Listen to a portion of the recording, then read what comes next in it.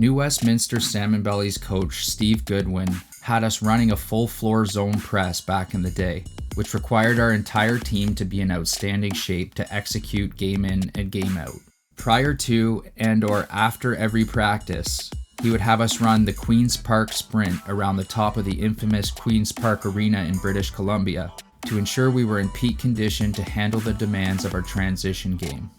For the Queen's Park Sprint drill, start with 3 or 4 groups of even numbers, with 2 groups at one restraining line and at least 1 group at the other restraining line on the other side of the floor. This represents either a 1-to-2 work-to-rest ratio or a 1-to-3 work-to-rest ratio, respectively. If there are 2 groups on one side of the drill, they should be stacked horizontally in lines facing north-south. Players can be asked to perform this drill without balls, which is variation number 1A, or with balls, variation number 1B.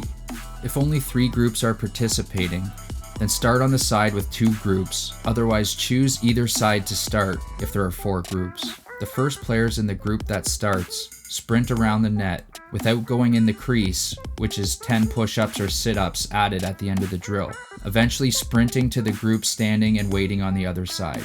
As soon as the first player crosses the first restraining line, which is the warning zone, they should start slowing down, at which point the players in the group ahead of them can take off running.